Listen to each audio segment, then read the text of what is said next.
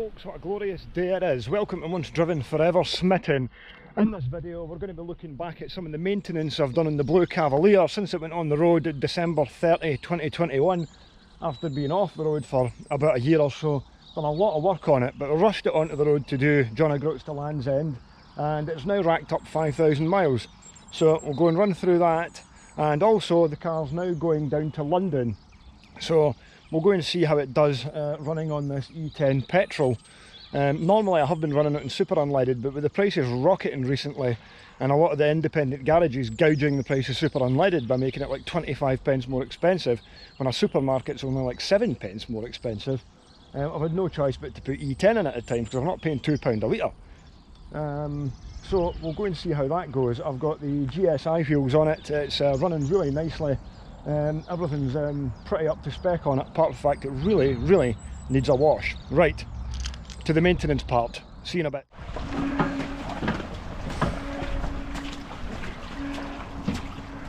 Just trying to slip on my weight. Look at that.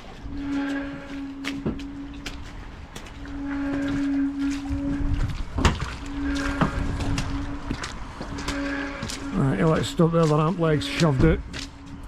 Alright. No, what? Yeah, Well, I've not seen it. Here's Stevie Sastra here. We've just got it in the garage. We're going to put it up on the ramp and see what it's like underneath before we start. Hopefully it'll be okay, and with the kind of condition outside it, I think everything will be perfect. Spot on! Aye, fire it up in there and we'll see what it's like. It's for Blackpool, so... Should see. I don't know, it can't be that bad. That looks bang on, man.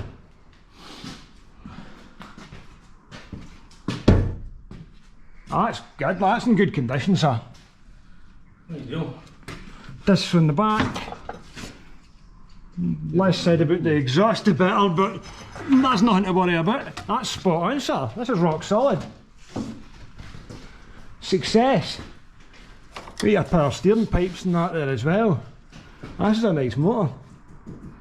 This is the steel. Thank you. Oh, that's well worth it. Success.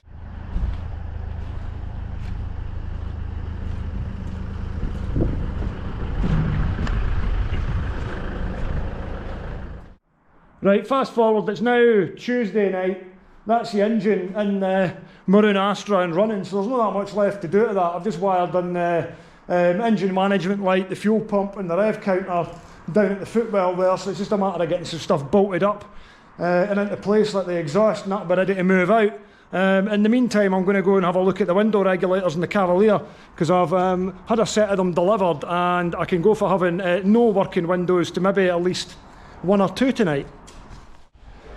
Right, so my mission for the night is, these are the window regulators that I've had sent up from England. Big thanks to Luke Land for sending them up for us, much appreciated. I've got 2 electric ones for the front and I've got 2 manual ones for the back. I'm just getting rid of the electrics there because it's got holes in the SRI door cards anyway. One of them still works in the back of this, and it's the one that's not working in the GSI, so I'll nick it out of this and transfer it over. But first job is get it all unpacked. I mean, fair play, like, that's some pretty good packing, thanks very much. Okay, well that's the plug off of that, which then in theory go into this. And we'll just go and check it and see if we're going to get some. Oh, look at that. Nice and smooth, works perfectly. Okay, we're good to go with this one. Goes now, plug that back in and try it. It's going to work now, but it wasn't working earlier. Totally random as to whether or not that works, so it's coming out. Now, once the window in the halfway down position, it said.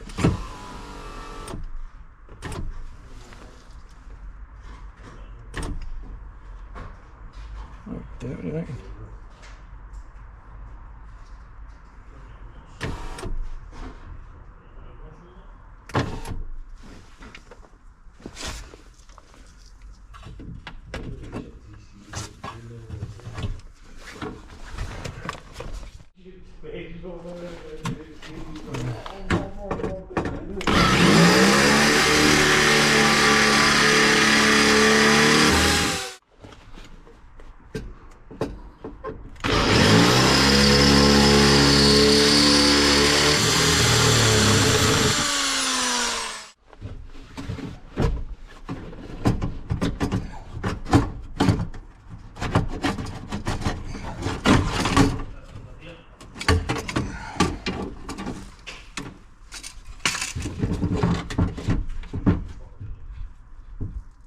Right, that's the old window regulator there, and this is the new one there. It's slightly different design on the body of the motor, but that doesn't make any difference because it all secures in the same place and it's got the same wiring plug on the end of it.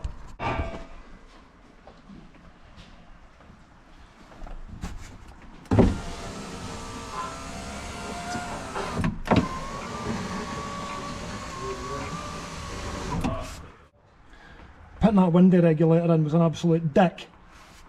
I'll go and do more of a demonstrative video, putting in the other side because I've got a vague idea how it might go, and I'll be less lacerated. But it's working anyway. I've got one electric window working. Minor bit of servicing. I'm not going to do it all at the same time, but it was arcing out across one of the plug leads. That one in the end there's got a broken end, so I got these sort of premium leads for like 60 quid off eBay. Can't remember where I got them from.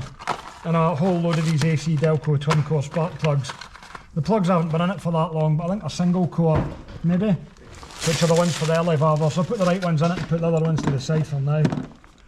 And it's still to get another oil change, 3 brake hoses, a clutch, a timing belt, 2 rear window regulators. Aye, various bits and pieces.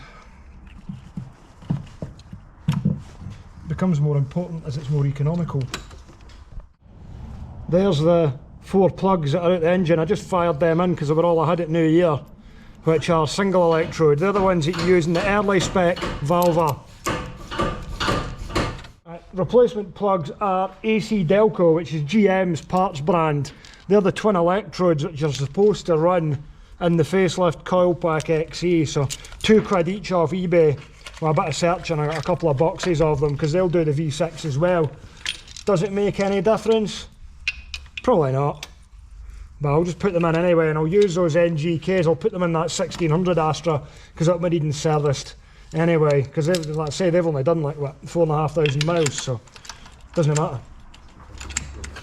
Now, wait a minute. These are pretty nice looking leads. I'll have to put it on the screen where I got them from, because the guy was alright off eBay as well, because he did message me and say he could send me the black ones straight away, but if I wanted to wait, I could get red ones.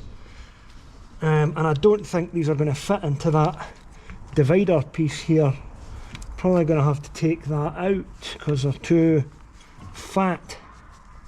Aye, I have to take that bit out of there. Not to worry.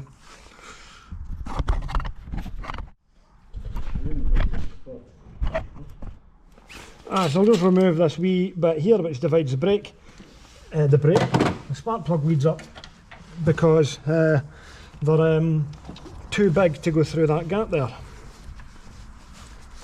Because the fatter the better, I assume. Right, second one.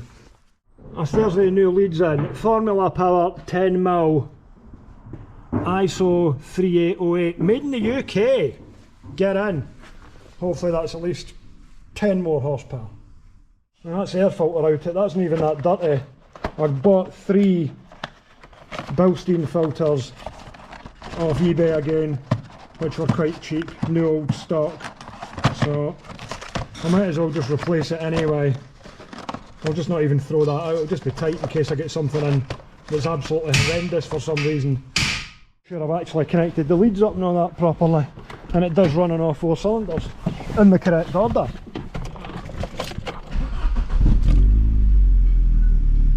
Beautiful! Right, we'll spin it around and do the bearings.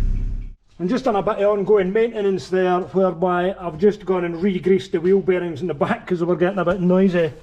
Somebody did mention that in the comments at one point.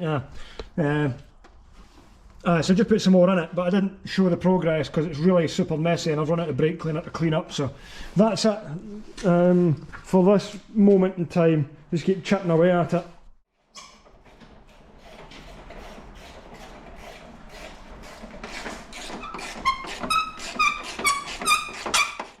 So the plan is with a clutch, this has the pot type flywheel on it off the late spec XE engine, so we can't just drop the clutch out the slot in the bottom of the gearbox.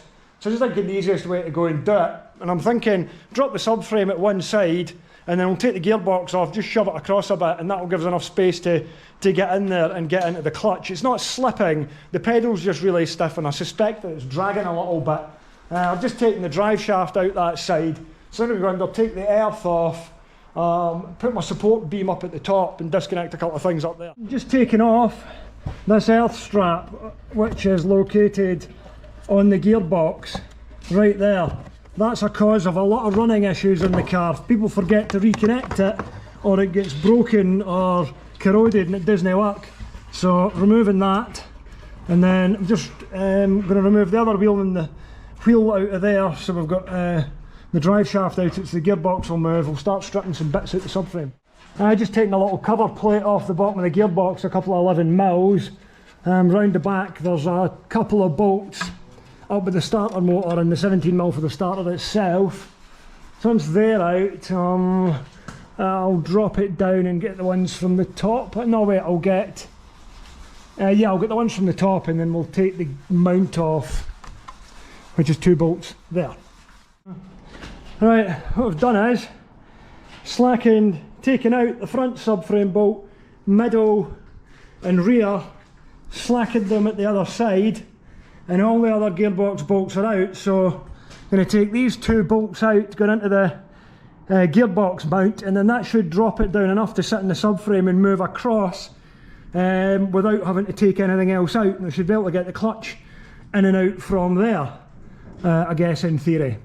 As you can see now, the gearbox is separated from the engine, and we've now got enough space to get into our clutch, which is held on with a load of 11mm bolts.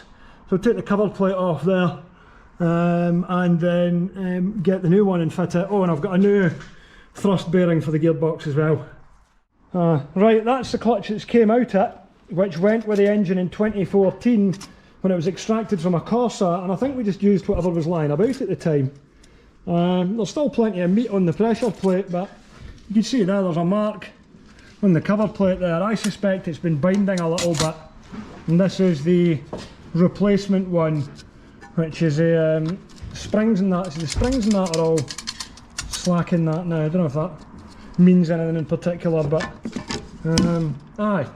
This can now get fitted back on the engine. Just actually discovered that this late spec XE engine has an early spec flywheel on it, so I didn't actually really need to do this. I could have pulled the clutch out the bottom. Oh well.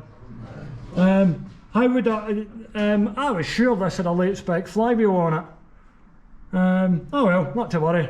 I'm going to fire the clutch on it anyway. That's the clutch on. Just checking down the side of it there to make sure it's aligned. They don't have the alignment tool on it for when the splines in the gearbox go into the pressure plate and into the flywheel, or the friction plate, sorry. So I'm now going to take these clips off that you use to hold the thing in place if you're compressing the clutch to put it through the slot in the bottom of the gearbox, which I'm not.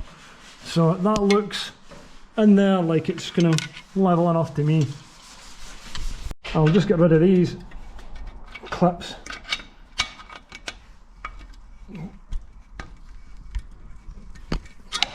Had that. Oh, okay.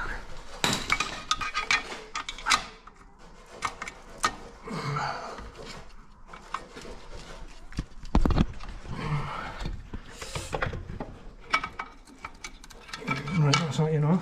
And I've got this bit here. This is the thrust bearing. That's the old one. It's a slightly different shape, but the contact patch and the depth of it are the same, so I'm just going to go ahead and fit it. Should be fine. Replacement thrust bearing in place. So now we've just got to go and get move the gearbox up and get it mounted. Tightened up all the 11mm bolts in there. So just going up, shove it, sugar it until it goes on, stick one of the bolts in place and we should be fine. Right, that's no bad now. We're going to have to go right for there. Yeah, because we might be catching on the water pipe there, which might prevent it from taking it in place. So you're in the pipe, catching up the pipe, did he? Yeah.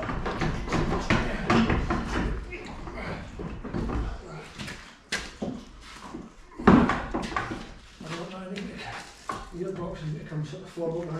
I don't know, I'm well out there, I can't see him. Can you see, I think it's not bad for the angle that it's at, it just needs to... What? And the arse needs to come up so it's like level. That's...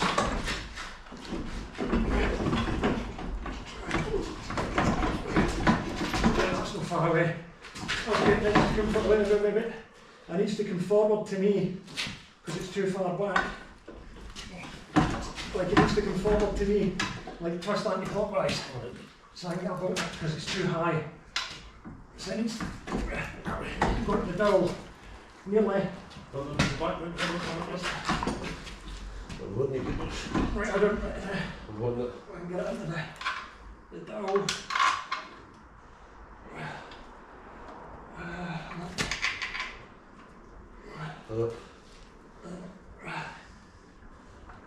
The bottom needs to drop a wee bit like that. Aye. Still not quite. I need a 19. Need a 19 of any sort. Any 19. The 19's out. There's a 19. That's the one. Come on. Take a fucking bite, eh?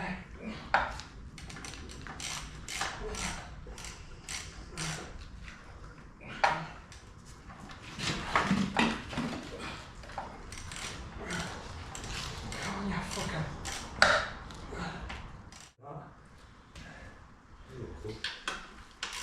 Keep doing it, man.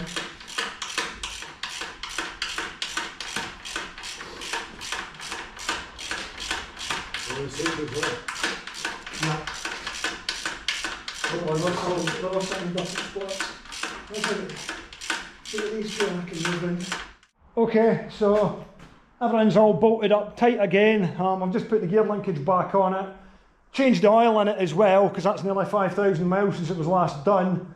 What I need to do now is get inside the car and put the new clutch cable on it, which will probably be the most awkward and annoying thing that I do all night. I hate doing clutch cables in these things, because you need to like crawl in sort of upside down. So I get that done, put the clutch cable in it, and then that's it, should be good to go. That's a good bit of progress for tonight. And then it'll be the timing belt next. I can kick the legs out from under it if it's right down. Sweet.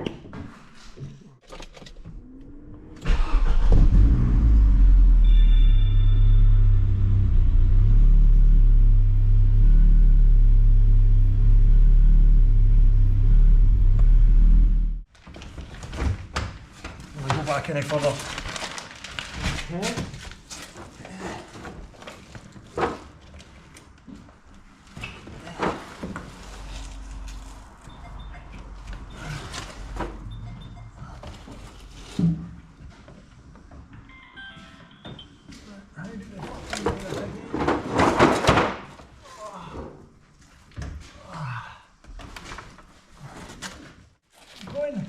Pulling the clutch cable a wee bit.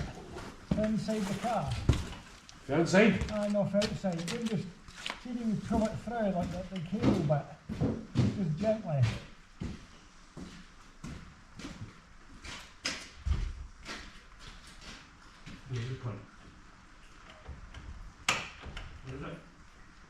You got it? Just try and pulling it sort of gently. There's our new clutch cable. This is an absolutely horrific job. I hate doing these. It's horrible.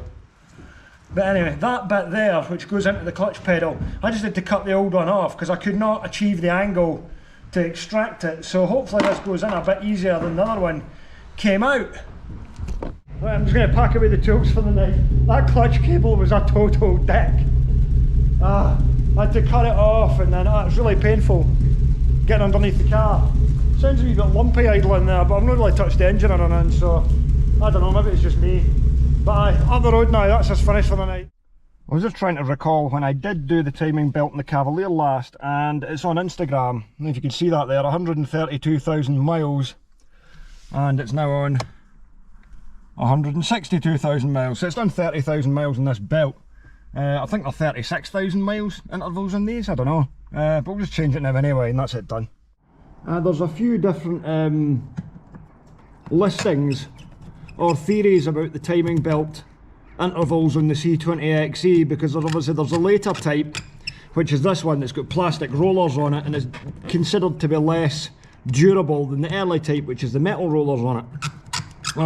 I always thought it was 3 years or 36,000 miles, which seems an awful lot, especially with like modern belts and things which can go to like 80,000 miles, sometimes even further. But what I can read on this, it said on a few of the old forum threads, 30,000 miles is good practice, which is what we're at now. Auto data says 4 years or 40,000 miles, so we're nearly at 4 years as well, so we're pretty much there. I'm just going to go and take the airbox ducting out the way, and then we'll get the timing belt cover off. Oh, I've got a problem. These 6 bolts that hold the bottom pulley in, 4 of them are rounded off and won't come out. I can remove the main bolt, which has the woodruff key in it. At the moment my battery gun won't remove that, it doesn't have the power in it. I would have to get something a bit more grunt. I don't really want to do that because I don't like disturbing the woodruff.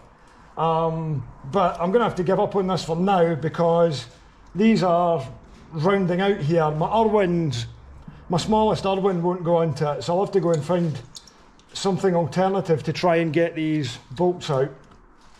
Ah well, at least I hadn't gone very far into it before I discovered that. Yeah, so that's quite some difference having done the clutch in it, because the pedal's been stiff for so long on it. As I recall now, we didn't have the correct clutch when we put this engine in the car back in 2014, so we just used all the stuff that was lying about. So I think it was the cover plate was a second hand one anyway. I think we just used a new friction plate. But the pedal's so light, and it doesn't really squeak at the moment. Well, it will start squeaking again soon. Series of technologies to manufacture a structure and to eventually put it into cells, and that through a cascade of events, being in the right place at the right time, asking the right questions.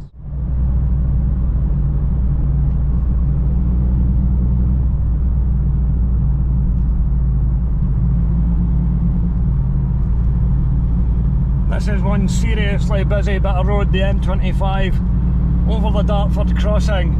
You get a cracking view of part of London though. Just rolled over 420 miles.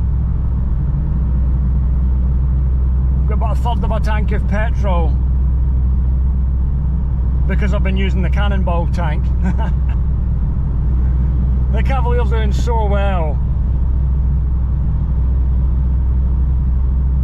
It is without a doubt the best one out the lot for long distance drives. It's the best one at everything.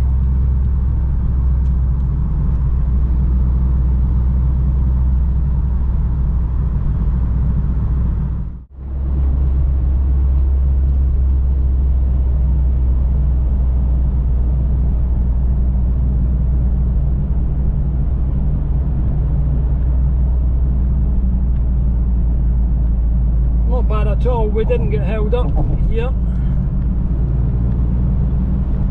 I think this is maybe the better direction to approach from though. I think going the other way There's more delays on it.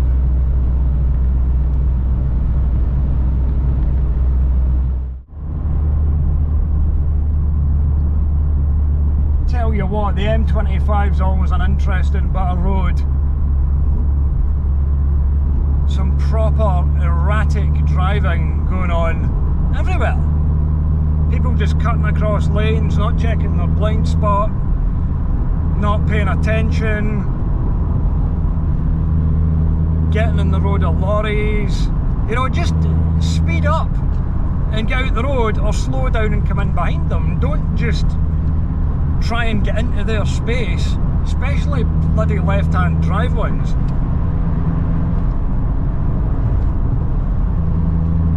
But aye, Cavalier's doing great.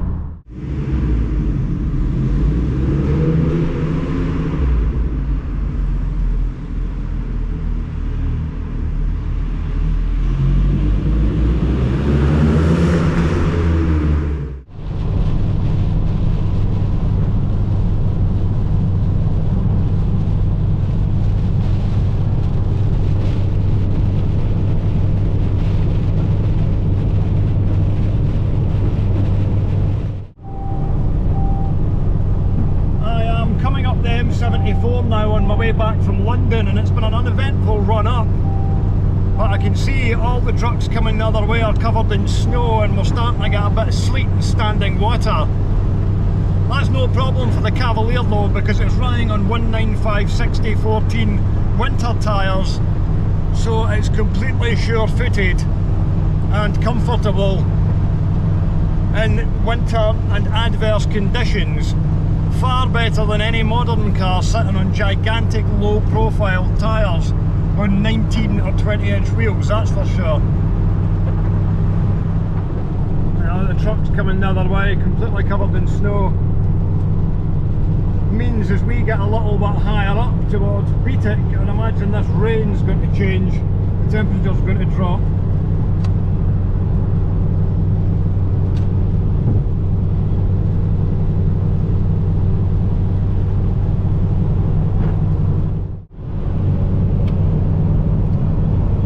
Look at these guys, headlights completely covered up and everything.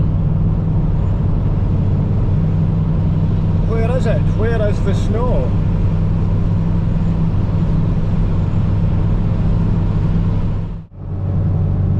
Ah yes, here's our snow now. Already seen one gritter out, I don't think it's lying on the ground.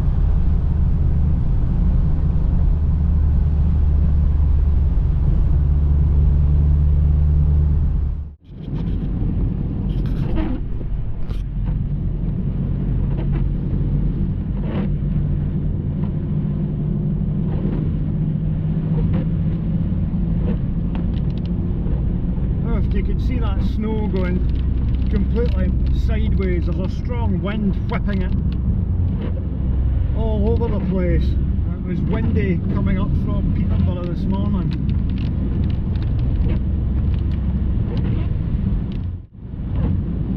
This is all good so far, I'm not encountering any traffic.